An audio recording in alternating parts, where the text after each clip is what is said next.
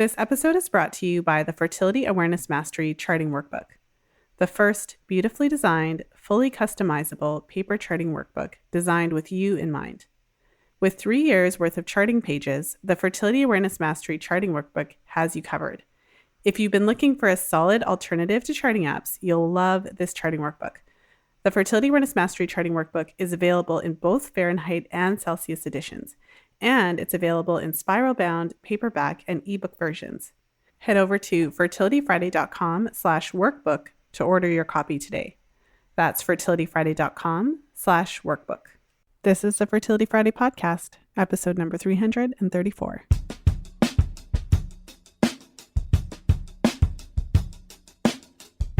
Welcome to the Fertility Friday podcast, your source for information about the fertility awareness method and all things fertility. I'm your host, Lisa Hendrickson-Jack. I'm the author of The Fifth Vital Sign and the Fertility Awareness Mastery Charting Journal. I'm a certified fertility awareness educator and holistic reproductive health practitioner with nearly 20 years of experience teaching women to connect to their fifth vital sign through menstrual cycle charting, balancing hormonal health, and optimizing the menstrual cycle without hormones.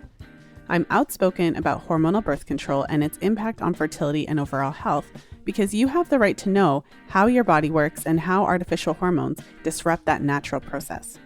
I host live coaching programs to help you achieve optimal fertility and health because it's important to have healthy menstrual cycles regardless of whether or not you want to have babies. I'm also a wife and mother of 2 beautiful boys. I know, I'm a busy girl, but I managed to fit it all in. This podcast is designed to empower you to take full control of your cycles, your fertility, and your overall health. And I'm so excited that you're here with us today.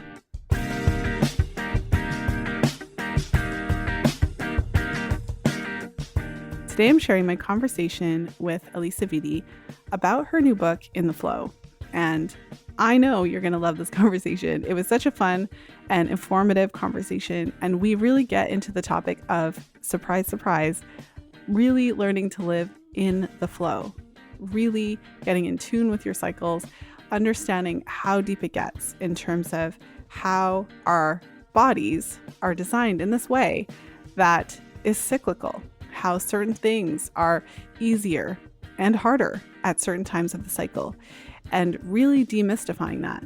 Once you learn about the menstrual cycle and how it's connected to emotion and mood, and then as we get into it, digestion and even carbohydrate consumption and how our body processes different types of foods, when you really get into that, it seems so obvious in retrospect.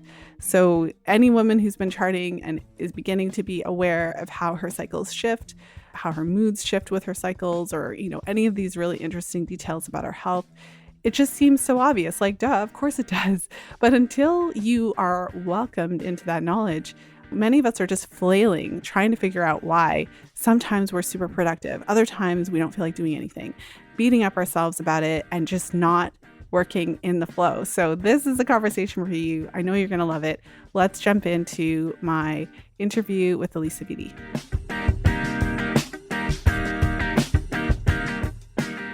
Alisa Vitti is a women's hormone and functional nutrition expert and pioneer in female biohacking.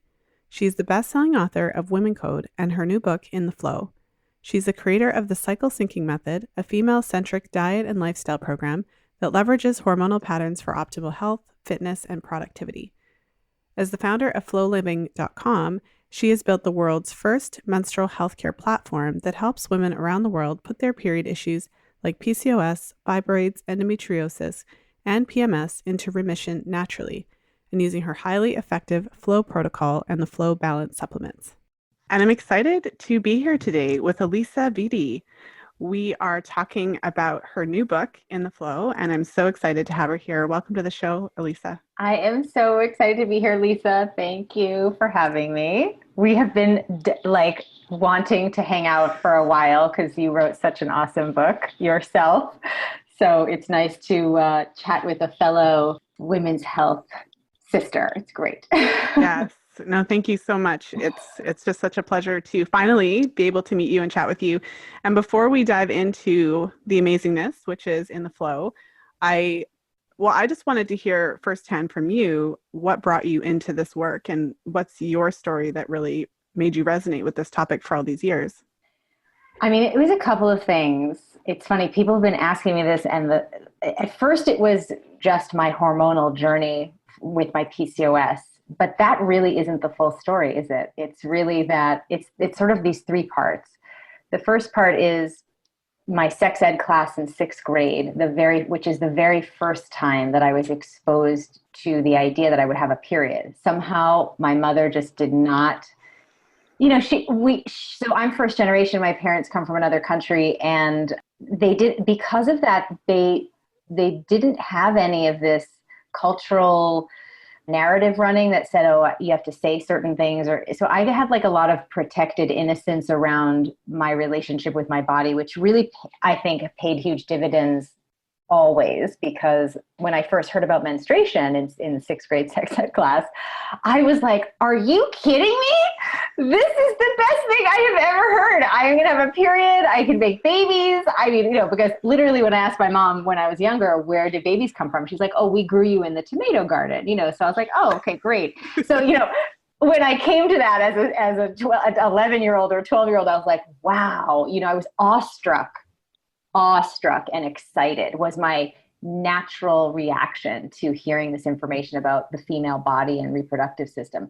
But then when I looked around the room, Lisa, and I saw all the other girls in my class who looked horrified and disgusted and upset, I could not reconcile that.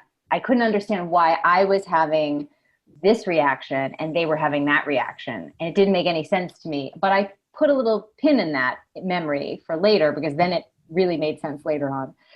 And then immediately after that class, it was recess. So lunch and recess. So I grabbed my three best friends and I immediately started the period club on the spot.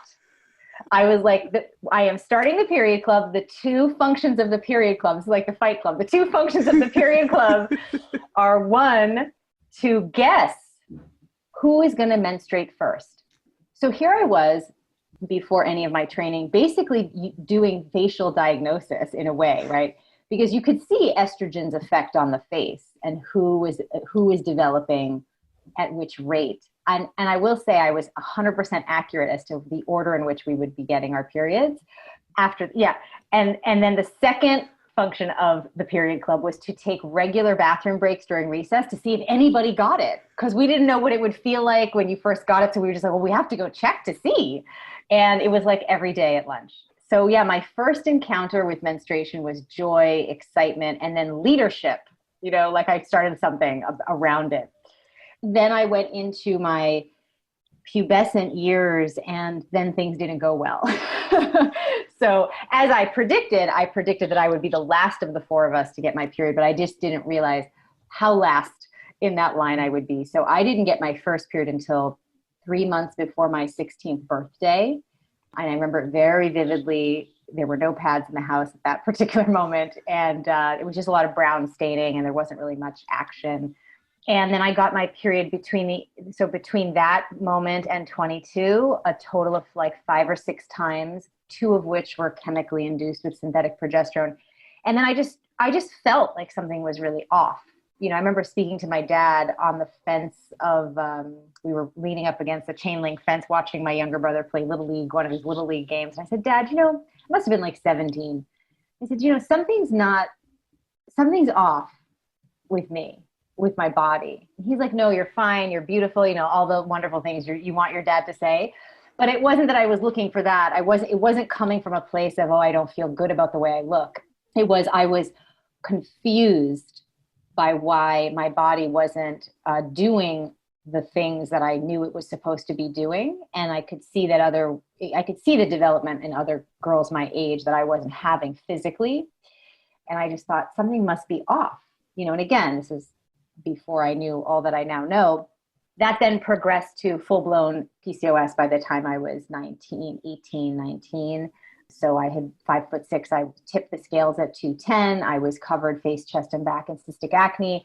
Like I said, I had only had like a handful of actual bleeds, and I'd been going to the gynecologist since my very first period. No one diagnosed me with PCOS. So by the time I figured out what it was, I was actually a student at Johns Hopkins.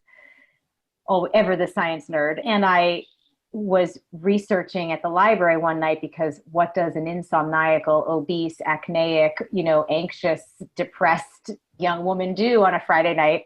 She's trying to figure out what to do to help herself. So there I was researching, and I found an article in an obstetrics journal that explained my symptoms to a T. And so I was so excited because I finally felt like I had an answer. And then I went to my gynecologist the next morning and we did some confirmatory testing.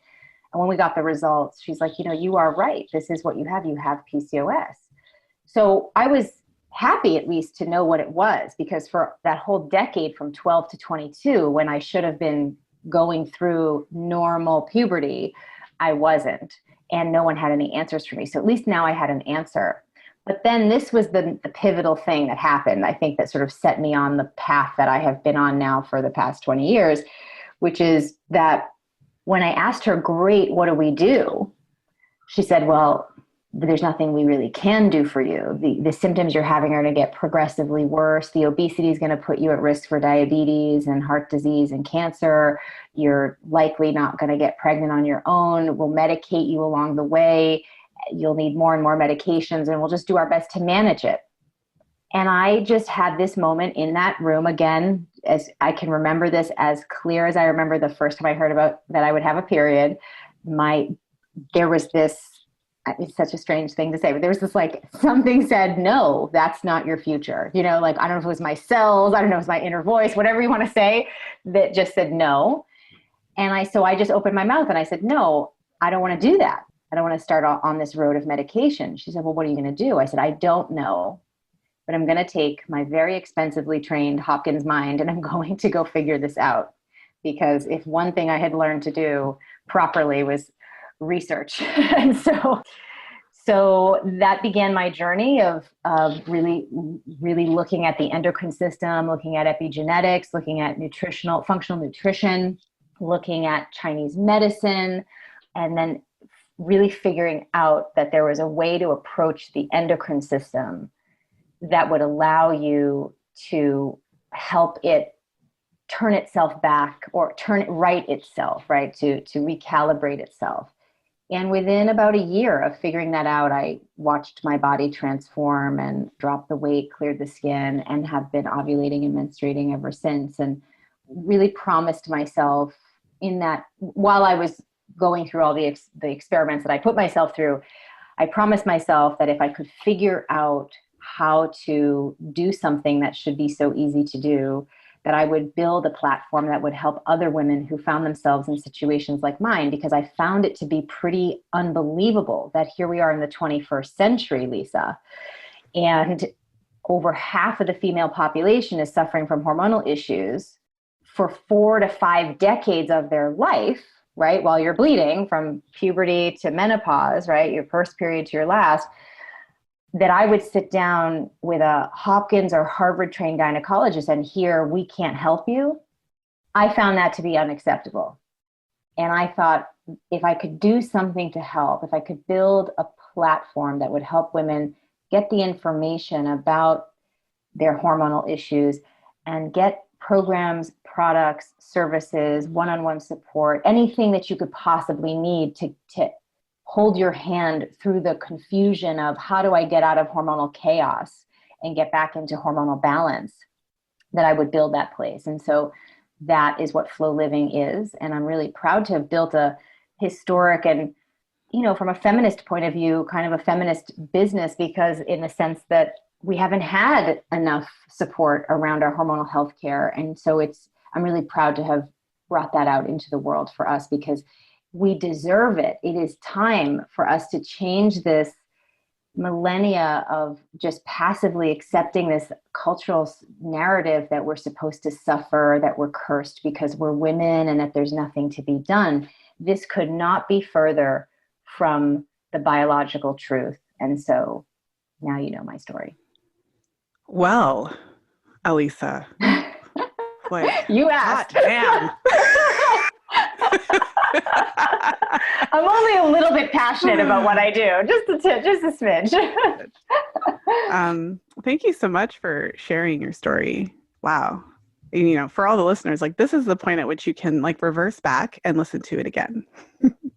I had goosebumps the whole time, and I resonated with your story so deeply. I'm sure, as you know, partly because I've heard not the same story, but we've both over the years heard so many women say similar things. You go to a doctor with an issue, nothing we can do, pill, painkillers, that's it. Right. Very, very, very much my story. And what was really interesting to me is that you were tapped enough into your intuition to hear it loudly and listen to it when it said no to what you were presented with. And, maybe that's one of the big similarities between you and I, which is that, I was told similar things. I had different issues, long irregular cycles. And, well, the only thing you can do is go on the pill. Right. I had fibroids. Well, the only thing you can do is go on the pill.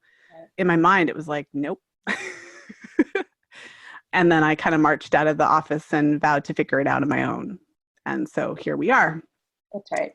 Wow. I think it's important that women, however you and I came by that, should not be the exception.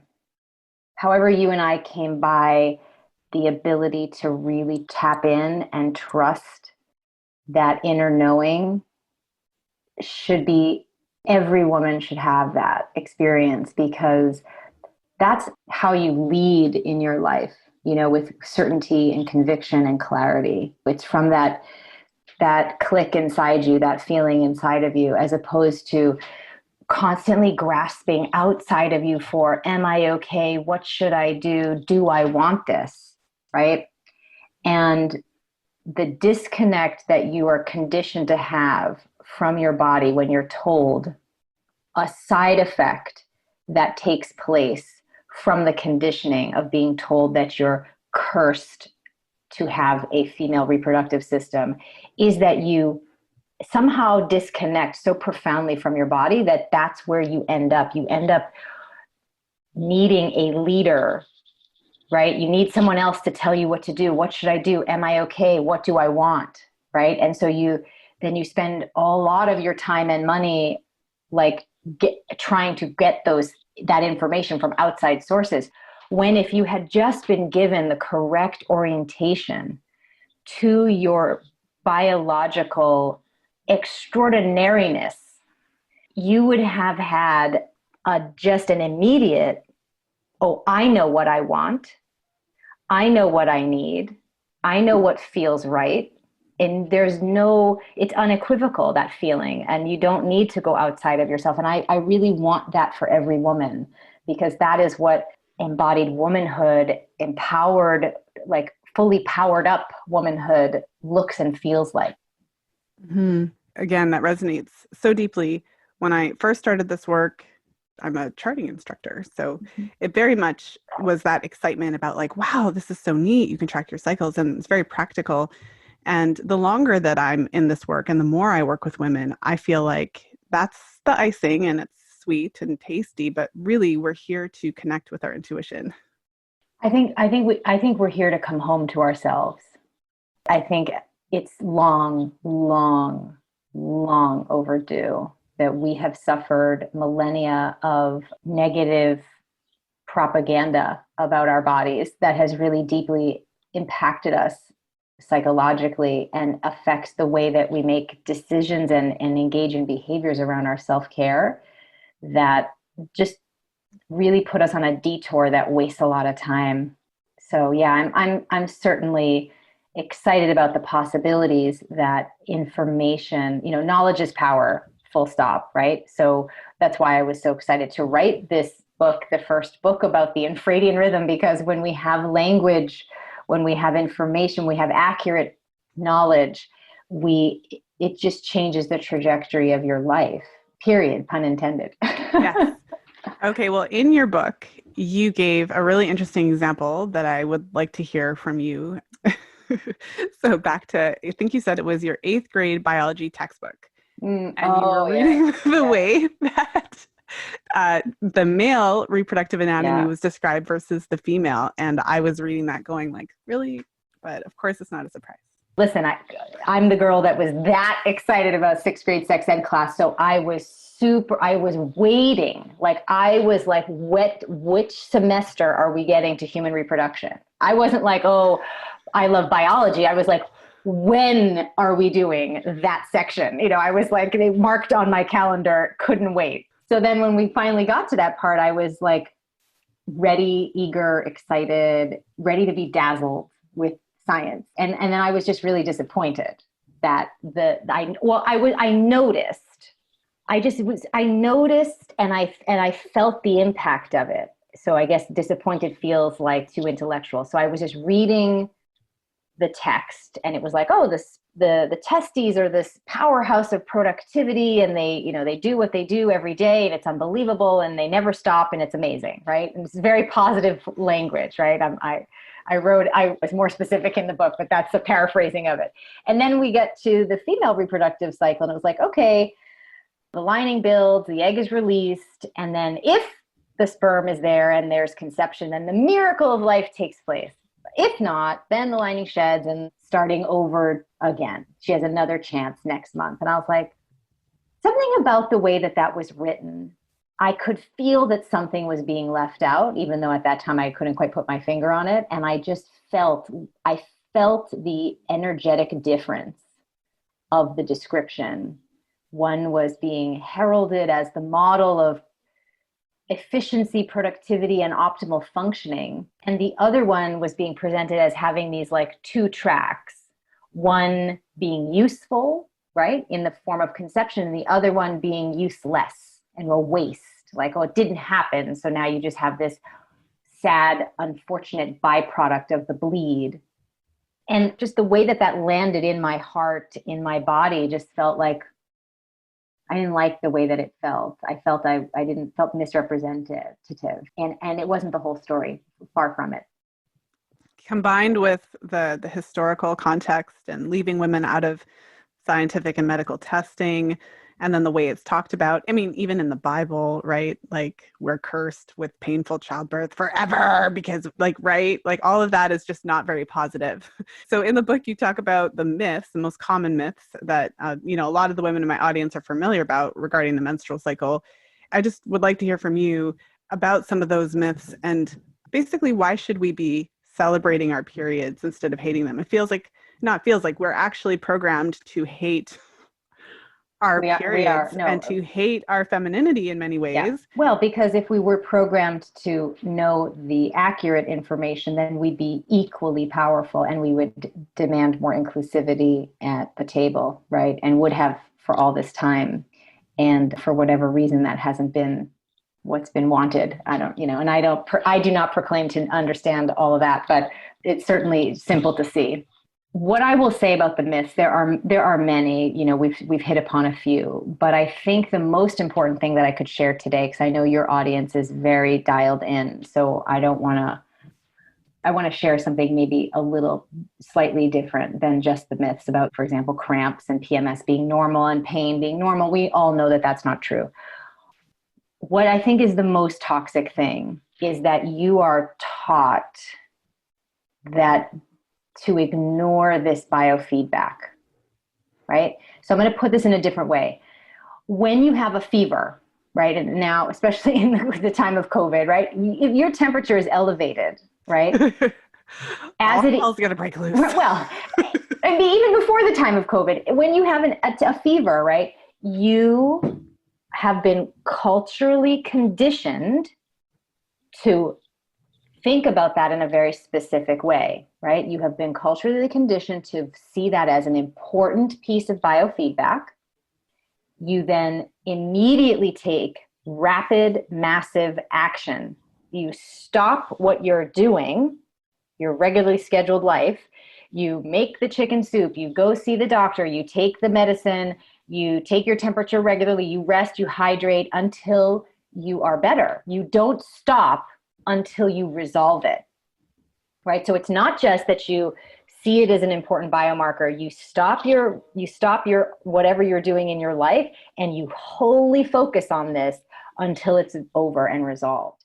That is what you have been conditioned to expect as your behavioral response to that biomarker.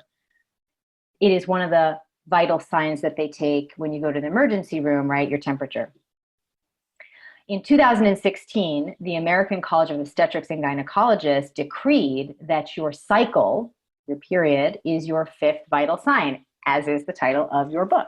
So the challenge with that, because of all the mythology, because of the cultural conditioning, is that even though that decree has been made, you have not yet made the mental switch to destroy, totally eradicate, pull out, weed the mental garden, the conditioned response that this is something to just ignore and suffer through, and to replace it with, this is equivalent, period, anything, PMS, cramps, heavy bleeding, irregular periods, anything that is off with your cycle, the wrong color of the bleed, the texture, the length, you haven't yet replaced your response to that with it being perceived as equally problematic as having a fever, having a elevated temperature.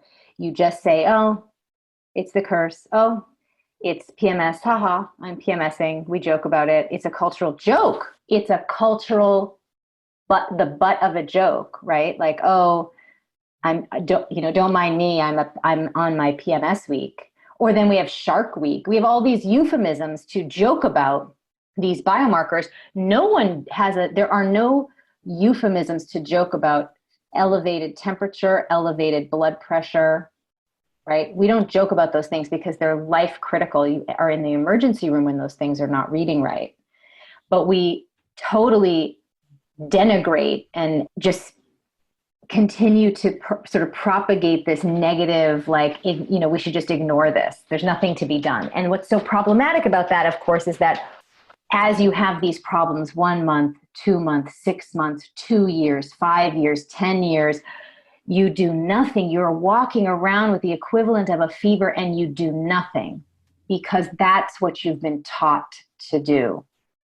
And that is the most toxic, dangerous, serious health consequence, negative health consequence thing that is the sort of side effect of our super outdated, super uninclusive conversation about women's health and women's bodies. And it cannot stand. And luckily, between the ACOG decree, more information getting out on the internet, I do have hope that this cultural narrative will shift, but it has to start with you. And then you have to, I think, I always say at FLO Living, you have to give good ovary karma once you so meaning if you get this information, do not just keep it to yourself. Like the next time your friend says, oh yeah, I got PMS or I'm having cramps, virtually grab her by the shoulders, so to speak, energetically grab her by the shoulders and say, hey, this is the equivalent of having a fever, and here's why, and here's some places you can go get some information about this. This is what you need to know. We have to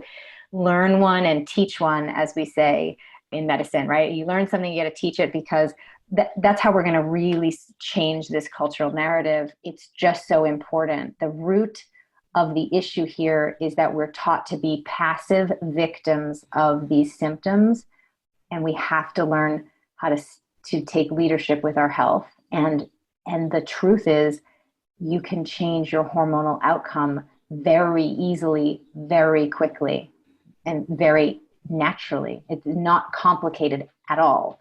Yeah, I just want women to know that the most.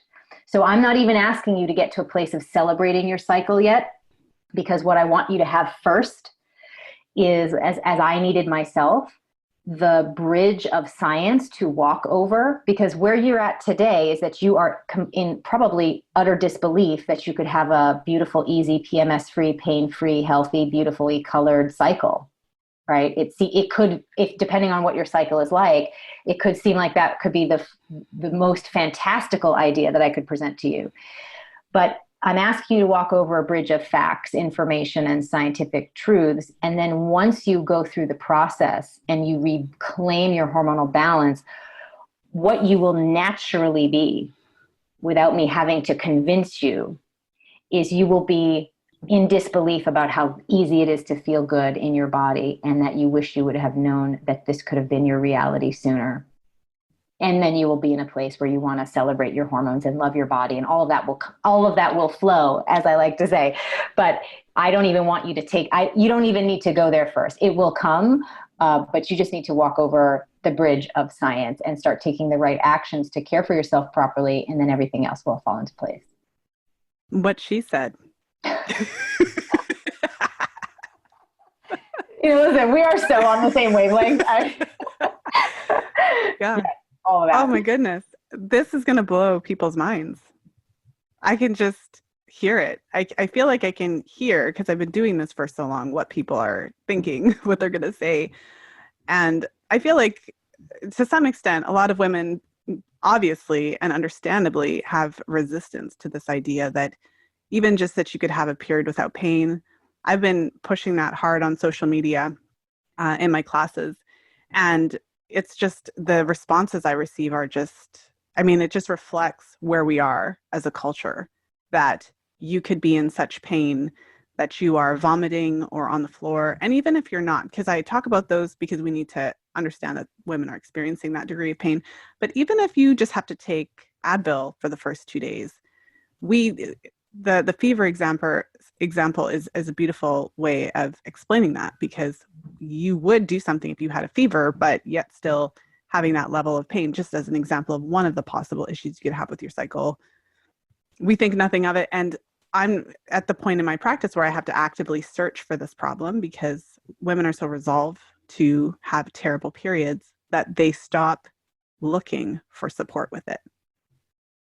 Which is such a tragedy, because nature, it's why section 1 of In the Flow really goes into detail, as you saw, of really explaining to you the majesty of your body's designed by nature, how extraordinary your brain is compared to men. I am absolutely, just to be clear, not coming from a male bashing point of view whatsoever. The male body is extraordinary too. I love men. I have a great relationship with my dad and brothers and husband, and it's all good. But someone needs to say and clarify for women, because all we've heard is the extreme false opposite. I just wanted to go out of my way to point out the scientific truth, which is that nature has designed you to be an extremely efficient, elegant machine for leadership, community building, 3D printed tiny human beings. Your immune system is more powerful. I mean, pick a system of the body. You retain nutrients for longer. And so I wanted to take you on a tour.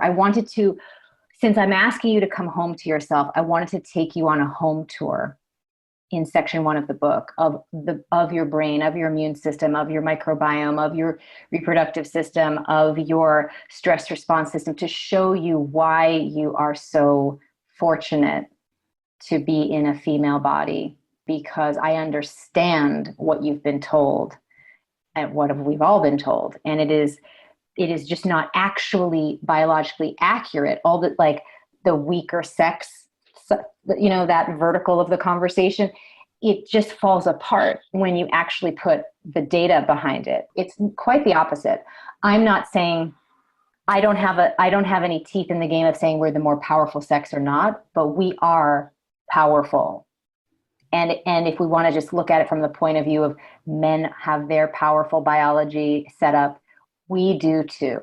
And I think that that's a reasonable thing to suggest at this point in our society, that we be seen, or we see ourselves as equally powerful and different because of our differences, right?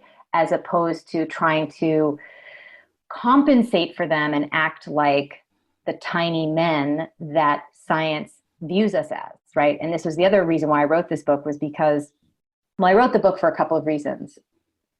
After so many, now 20 years of taking care of women from a hormonal point of view, I thought about 5 years ago, there was this, you remember, I'm sure, what was happening about 5 years ago online. Millennials were posting pics of themselves in Instagram with their blood-stained bed sheets or pants, And that sparked a media conversation about menstruation that had just never been had before. So like this menstrual positivity moment happened about 5 years ago. And I said, oh my gosh, I recognize that as a historic, unprecedented moment. And I got really excited because in the 20 years of working on this and just looking back at all of modern recorded human history, there was nothing like that going on at all, ever, never. No one was taking selfies of their period blood. No. That And was no one not a was, thing. there were no journalistic, coverage No. of it, no.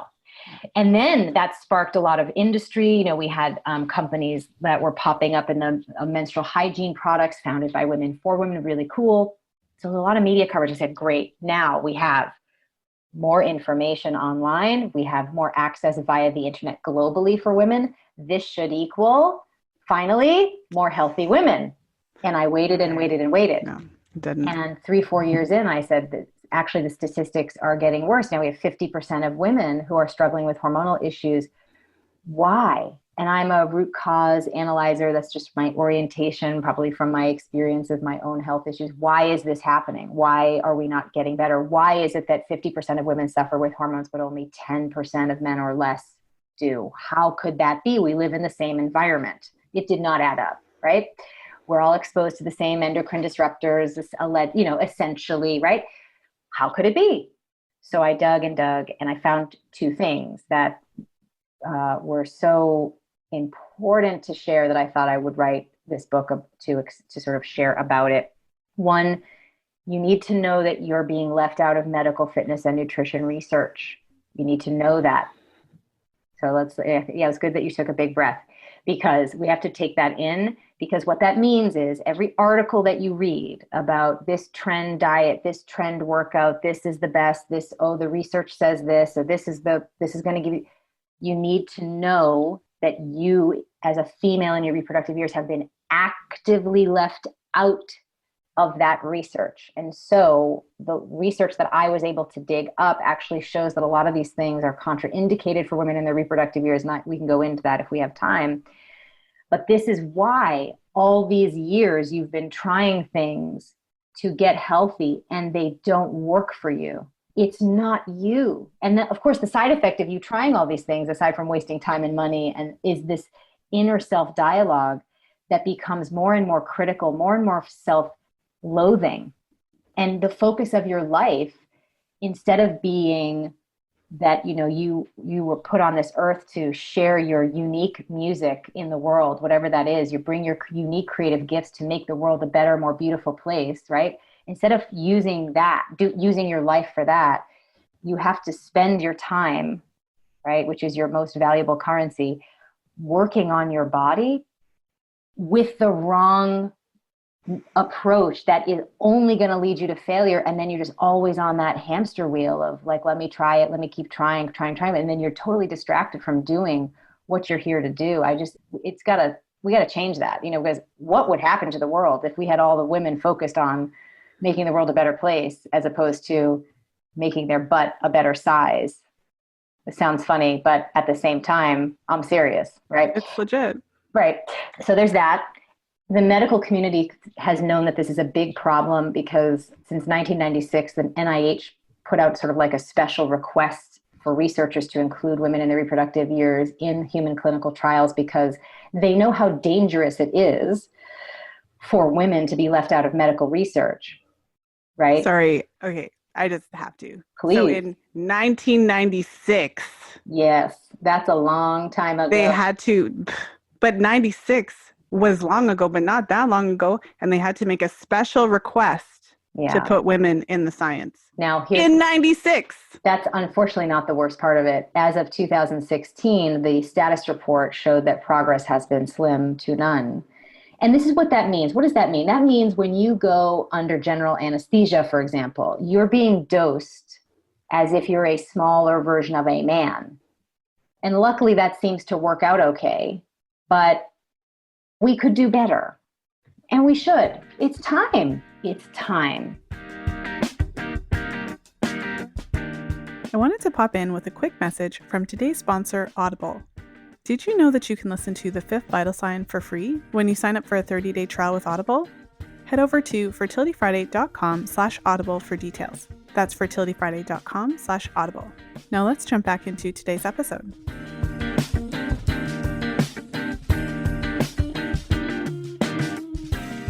However they need to figure that out, I am confident that the scientists who are capable of inventing the most extraordinary things and doing the most extraordinary research could figure this out. No question. There's no question. So it's just a matter of habit and institutionalized preferences and old standing habits and practices around research that need to change and be updated. Everything is figure outable, right? And so, as Marie Forleo has said, so we should figure that out. Now, it's more complicated when it comes to, let's say, drug therapy and all of that, using women in their reproductive years in human clinical trials should be very cautiously undertaken. But there's plenty of research to be done that does not involve drug therapy that, from a medical point of view, that needs to be done. And we should start there. But then, so that at least we can understand why it's taken a little bit of time with the medical research. But the fitness and nutrition research, that is just more frustrating because is it damaging for a woman in her reproductive years who might be pregnant to try for 30 days a workout plan that's 30 minutes of running 3 times a week versus whatever she normally does in the first month of her pregnancy? It's the risk that the difference of risk between that versus taking an experimental drug are obviously a different galaxy of risk differential, right? So why are we not, you're going to eat 200 more calories a day, but they're going to be protein.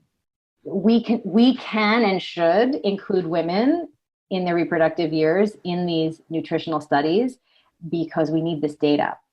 Because the fact of the matter is, estrogen is a metabolic modulator, as it is a modulator of many things.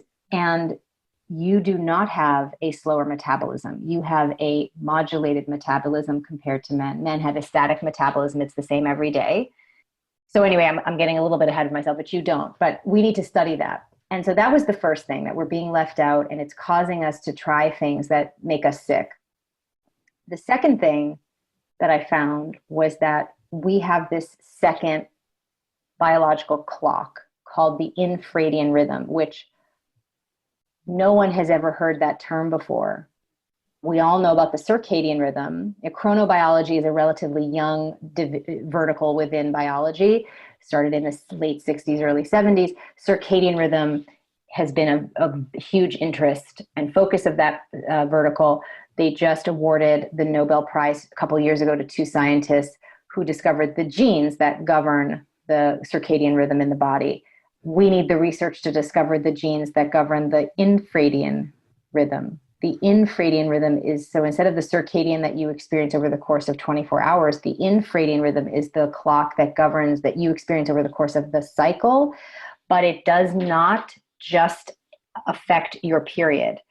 So like the circadian rhythm does not just affect when you wake up and when you sleep, right? It affects when you have normally higher or lower blood pressure during the day, when you have more or less active bowel function during the day, and other things, right? So the circadian rhythm governs different functions of the body. The infraredian rhythm is only active in women from their first bleed to their last, and it governs 6 systems of your body: your brain, your metabolism, your microbiome, your immune system, your stress response system, and your reproductive system.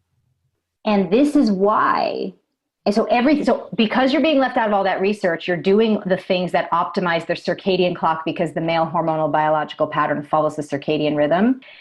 And by virtue of doing that, you're actually disrupting your infraredian rhythm. That HIIT workout you're doing every day, that intermittent fasting you might be doing, it's disrupting this infraredian rhythm. It's making these 6 systems of your body perform suboptimally, which is why you feel foggy and you lack clarity with what you want to do, which is why your metabolism isn't what you want it to be, which is why you might have some sort of autoimmune thing going on with your skin, or worse, which is why you have issues with your period, fertility, and sex drive, etc. It's all connected to this root cause of infraredian rhythm disruption. And once you start supporting that infraredian rhythm everything starts to flow. That is amazing on so many levels. I think on the most basic level, we've just been programmed to think of ourselves as men, and that's a problem because we're not. And I feel like the first point that you made, that we are different, that we can't underscore that enough. Men and women are not the same. We're just not the same. Yes, we have some similarities. We're humans. We're human beings, but we're not the same, because men cannot make life. Men do not have this infraredian rhythm, as you talked about. And that makes us different. And one of the many reasons that we think we're the same is because even now, when we intelligently talk about research, so much of it has been done on men. So that's like one thing. But I've never heard of the infraredian rhythm. And when you were talking about it, it makes so much sense. So kind of indirectly, there's kind of this knowing that there's some sort of cyclical force that controls these various aspects of health. So because of the work that I do, I'm looking at the cycle. And what I always say is, like, it doesn't matter what you say. It matters what your body actually is doing. Yeah, right. And so indirectly, then I see what happens when you do the things that men do, like the intermittent fasting and the crazy intense workouts. And you might think whatever you want to say, think what you think, or say what you say about what's happening. But then when your cycle is disrupted and you don't feel good and all of those things, what you said just really makes perfect sense with how the female body actually works and how it is different to the male body. And then what's worse is, because of that conditioning we were talking about before, of ignoring those biomarkers, those biofeedback, right? You're like, no, but I'm being a good girl. I'm doing the intermittent fasting the way I'm supposed to. And yeah, I'm having all these period symptoms, but I've been taught to ignore those, so it doesn't matter.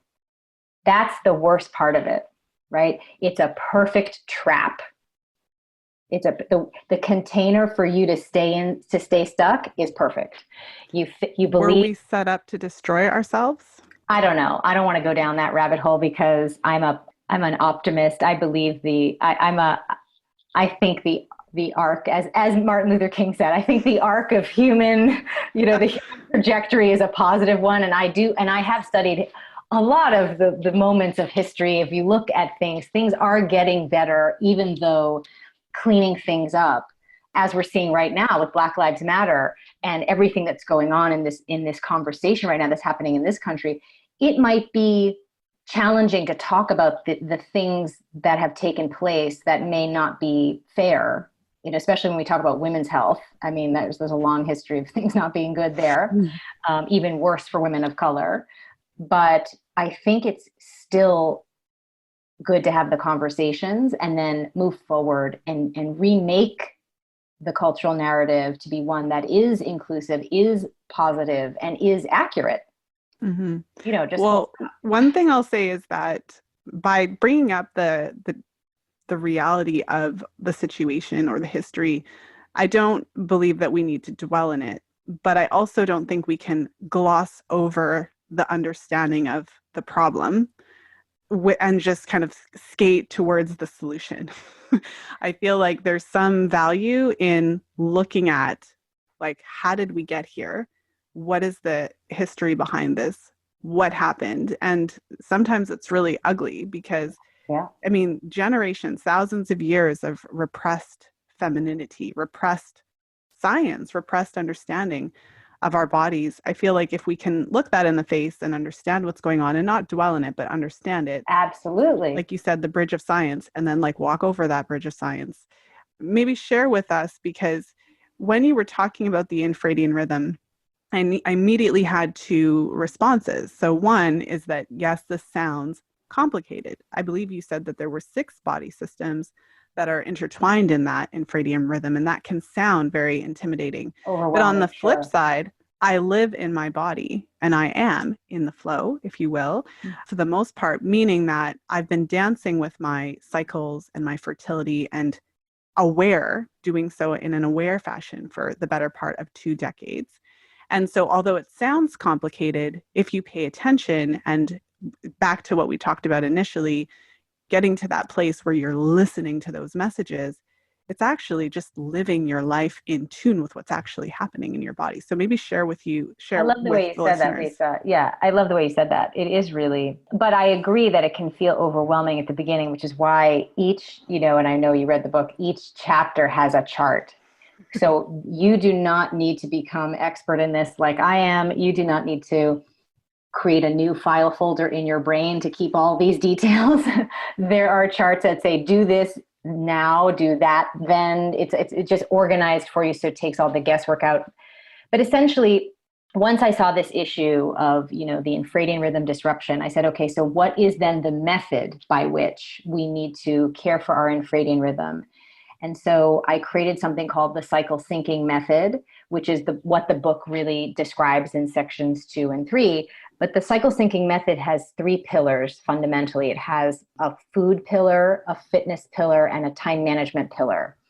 And when you combine these 3 ways of taking care of your infradian rhythm, then these 6 systems of your body function optimally. You don't have to go in and troubleshoot each of the 6 systems.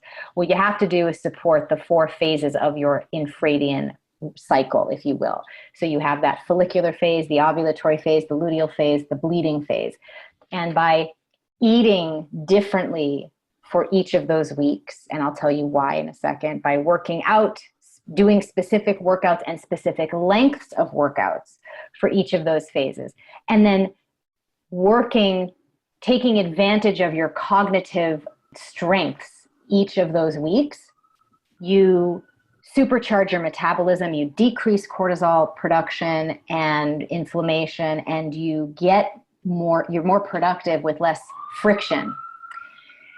So that then sets you up to have a really supported brain, immune, metabolism, stress response system, reproductive system, microbiome, right? So you don't have to do, and this is also the same methodology sort of from a fundamental viewpoint as to my first book, WomanCode. When we look at the FLO protocol, you don't want to spot treat your cramps, your period problems, right? You want to go and support the functionality of your endocrine system. So you start with blood sugar support, then you move on to adrenal, then you do gut and estrogen elimination, gut and liver, and then your endocrine system takes care of the ovulation and everything else, right?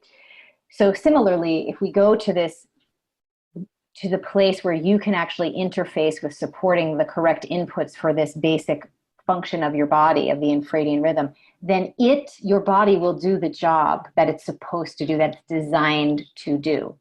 So that's what makes it easy.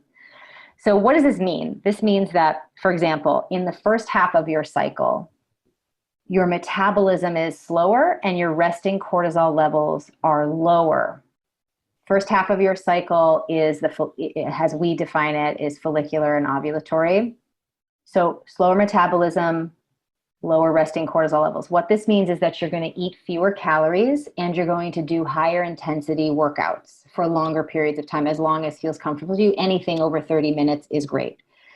The combination, and you're going to eat specific foods that help flush out estrogen. The combination of these things together will cause you metabolically and stress response system-wise and immune system-wise and cognitive-wise to function at a peak level. You will burn stored fat efficiently. You will build lean muscle efficiently. Your verbal and social centers will be on target. You will metabolize estrogen extremely efficiently, and you will feel great, right?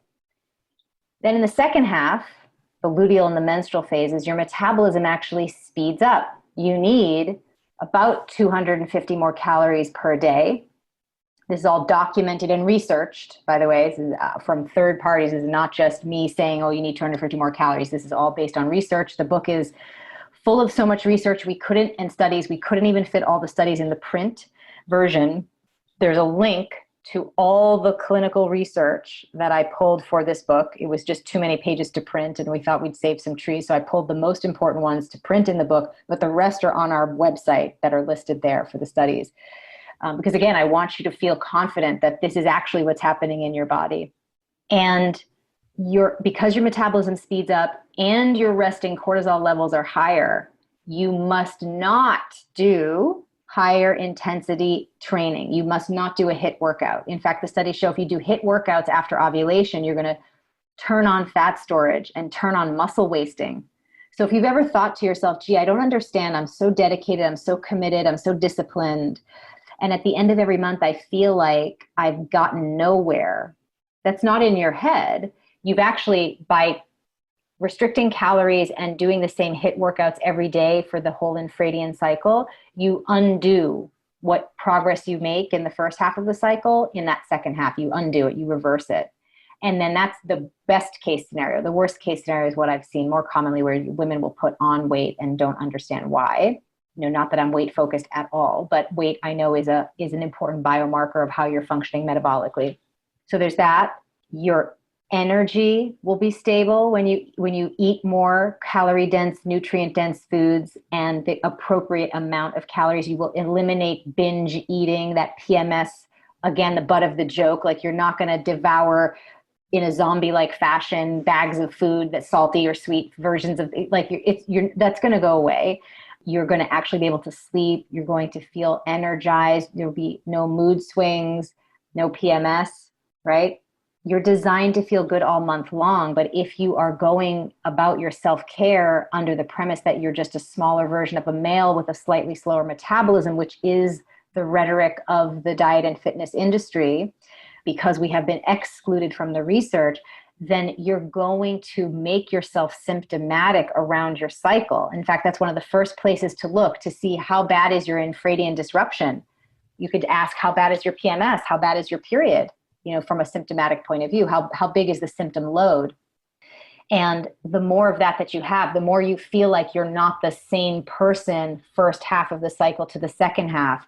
You can't sleep, or you're so exhausted second half of the cycle versus the first half. If you have this big difference, right, that's a great sign just quickly to see that the diet and lifestyle and fitness plan that you're using in the first half is actually disrupting you profoundly in the second half and making worse, exacerbating your symptoms. So it's pretty amazing. Actually, there was a woman on Instagram who posted on her stories. She's been struggling with fibroids and painful periods and the vomiting and the passing out that you mentioned. And she literally, it was very sweet to watch, because I love this reclamation moment. She was just like, I can't believe it. I can't believe that after just 2 months of sort of half doing this cycle syncing method thing, that I'm pain-free, not blacking out, not throwing up, and I'm not even doing this 100% dedicated. And that's it's so powerful when you start to support the infradian rhythm, because your body then starts to do what it's supposed to do, which is to function optimally so that you feel good. And it's just so much easier than we've been led to believe, right? We've been led to believe our periods, our hormones, our bodies as women are so complicated, the great mysterium, so complicated, mysterious, unknowable. Well, no, they're just under-researched. There's a weird, negative, false conversation being had about them for millennia. And the science is actually quite the opposite. We have this incredible tool of the infradian rhythm to help exactly mark out what to do when to take care of your body, perfectly in tune with what your body wants. And as long as you follow that pattern, everything else will flow. And the third section of the book goes into how you can then, once you have this foundation of taking care of your physical body the right way, then you can start to get into, so once you get into flow of your health, then I want you to get into the flow of making the rest of your life flow, right? Your career, your relationships, your sex life, motherhood. And again, this came out of just sort of my consternation / frustration with being exposed to wonderful teachers like Tony Robbins and Franklin Covey around this idea of like peak flow states, and feeling like that just didn't apply to me the same way they were describing it. And I have since found that actually women architect a peak flow state in a very specific way. And again, it's this cycle syncing method that allows for that. Chapter 6 of the book has something very special. It's the first time management system that incorporates both the infradian rhythm and the circadian rhythm, which is essential for your well-being and productivity. So really, that would be a first place to crack open and just look at that. What does that look like to manage your time with knowing about these two clocks? It's how I get to do as much as I get to do. And I hope I'm so excited about women knowing, even, I mean, there's so much to learn. It's like a rediscovery of like, wow, there's just so much good in your body. And now here's what it is. Here's how you take care of it. Now run with it. And I am just so excited that we can. Mm-hmm. Well, Elisa, that is just incredible. This is such important information. And I love that you took the time to do the research. And I love the inquisitive mind to look at these issues and really ask, what is going on? What is the problem? If more of us did that, the world would be completely different. You took us through the cycle in such an incredible way. And honestly, I think that all the listeners are going to be buying your book so that we can really understand and learn about how we can optimize our cycles in a way and our lives in a way that is in tune and in the flow with what's actually happening. But there was one question that I wanted to ask you about, because in the book you talk about sex and you break it down in the cycle. So that I would love for that to be the last topic that we talk about today, because I think that more of us need to have earth-shattering orgasms. And I think that we don't necessarily recognize the importance. I mean, we talked about how just femininity is suppressed in this knowledge and information. We didn't even get into how much sexuality is repressed from a female standpoint. I'm so glad we're not going to leave this important piece out. Again, I just came from the place of, I was shocked to find the statistic that 60% of women are sexually unsatisfied. And when you compare that to the male cohort, it's, again, not on the same galaxy, Men may not be having sex as often as they want or whatever, but every time they have physical stimulation, they achieve their positive outcome. And so that's what's different. Women, 60% of the time, are not achieving that positive outcome. That's what it means. It's not about, are we having sex as much as we want? Is it all it's just about, are you achieving your pleasurable outcome? That's not healthy for women, for 60% of the time, for you to not have your pleasurable outcome, because the sexual response system in your body produces some pretty powerful neurotransmitters and chemicals that are very healing and balancing for your biochemistry. Oxytocin, nitric oxide, having positive, high quality orgasm, not just climax, but the orgasmic plateau. And I talk about the 4 stages of arousal, because again, without this knowledge, you are powerless to architect your pleasure.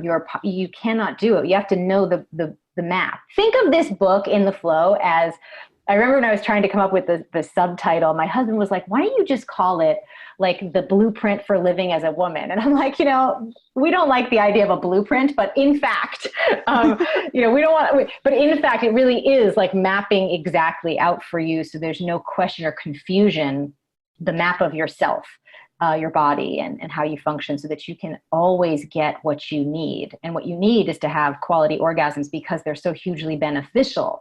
Having quality orgasms will boost your immune function, will keep ovulation regular, will increase the collagen production of your skin, will slow down the aging process. I mean, you don't need intermittent fasting in your reproductive years, actually. It's not safe to do outside of the nighttime fast from dinner to breakfast. And that's also documented in the book. What you need to boost your longevity and autophagy and all of that you get when you're a man from intermittent fasting, or postmenopausal woman from intermittent fasting, which you should do if you're postmenopausal, you need quality orgasms. Right? That's what's going to do it for you, actually. And how lovely that nature so wanted you to stumble upon this reality that it gave you one little gland, the clitoris, that has 8,000 nerve endings exclusively designed for you to have such a positive biofeedback experience, right? In terms of pleasure, that you would do this on a regular basis for yourself, right? Whereas the male part, the penis, I always joke. I mean, listen, I say this with a lot of love, but it is like it's like a multicolored pen. Like if you click one, you get the blue ink. If you click the other one, you get the green ink, right? So depending on what's going on, you're peeing, you're ejaculating, right? Just different things going on. The clitoris is not that thing.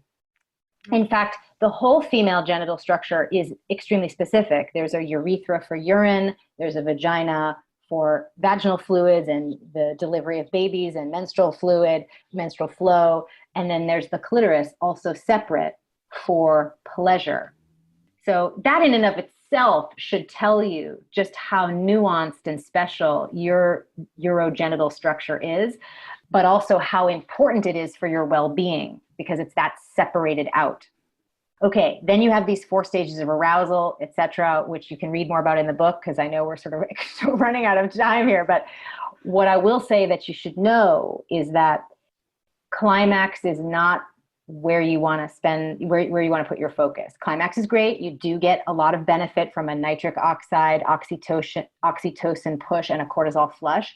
But the massive benefits that you get from a health point of view, the most is from your orgasmic plateau stage, which precedes climax.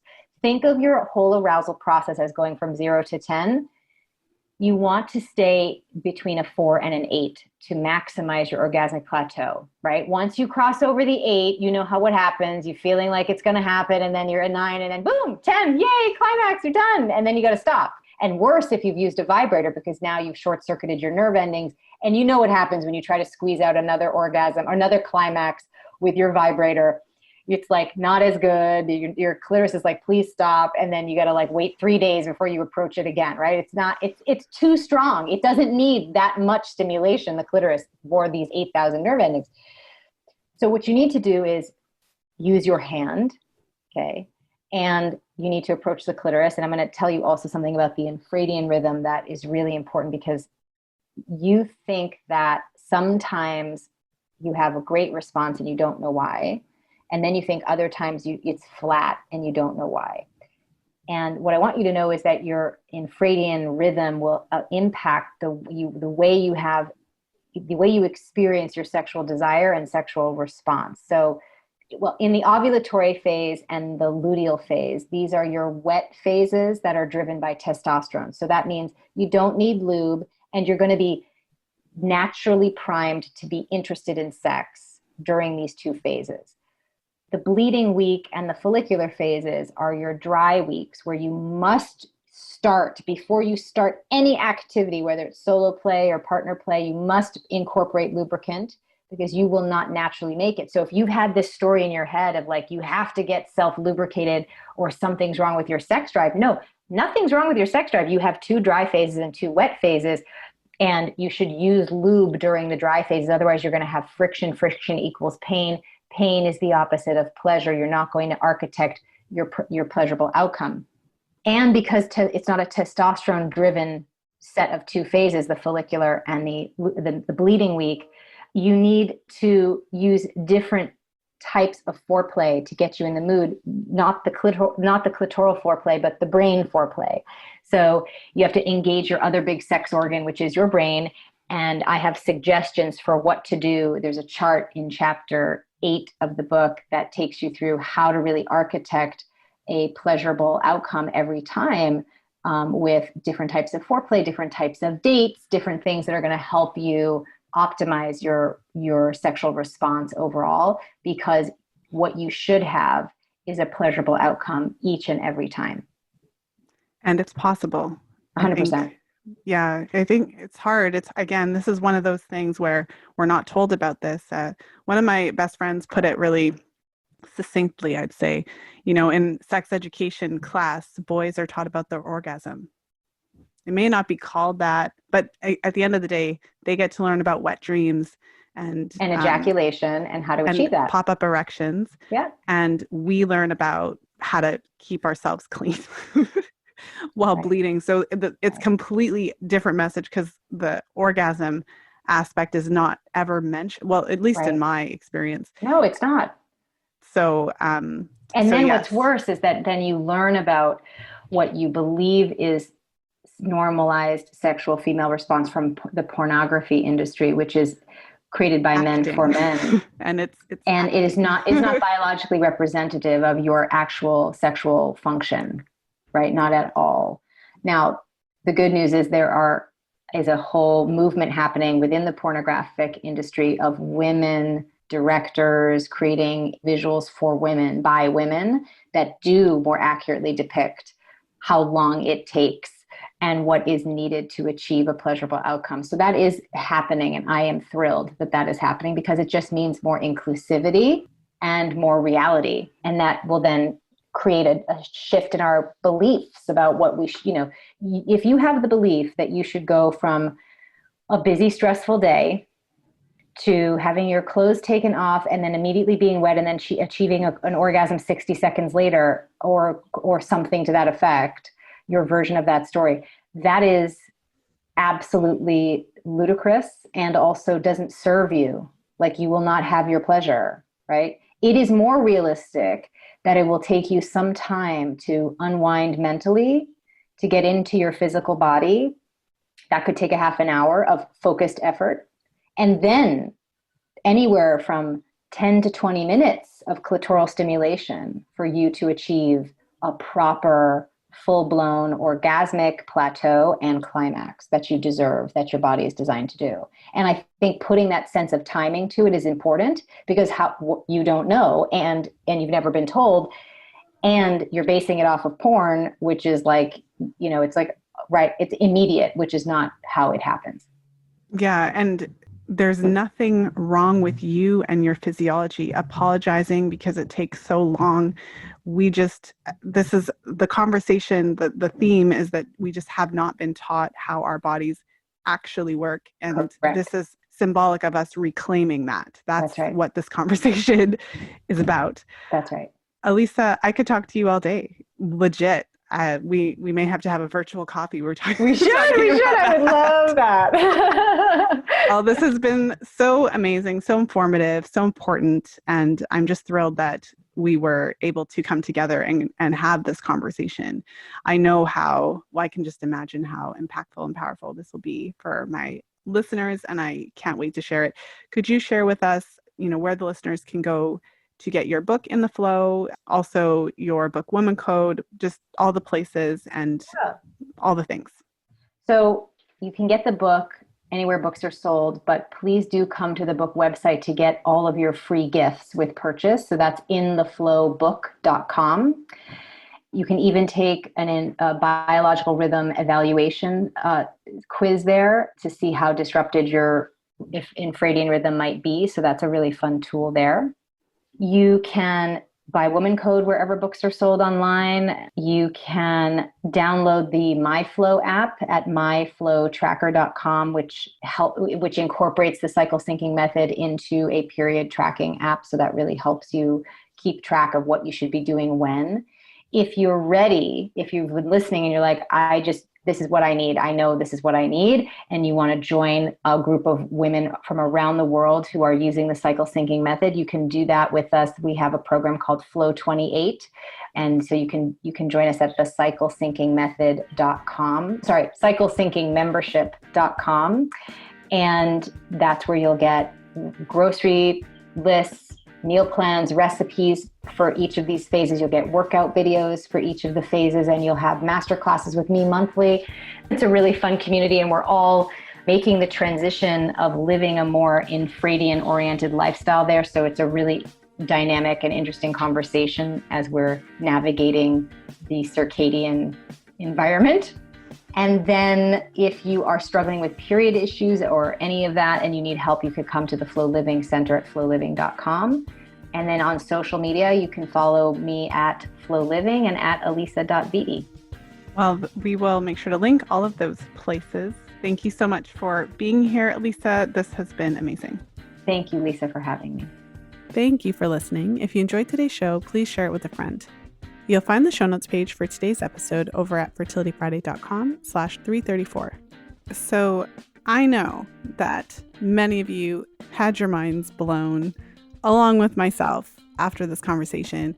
This is literally what we should all just know. This is the information we should all just know about our bodies, all women, everyone in a female body should know how this works, how the cycle works, and how it interplays with everything, just to make our lives easier, to make everything make sense so that things just click.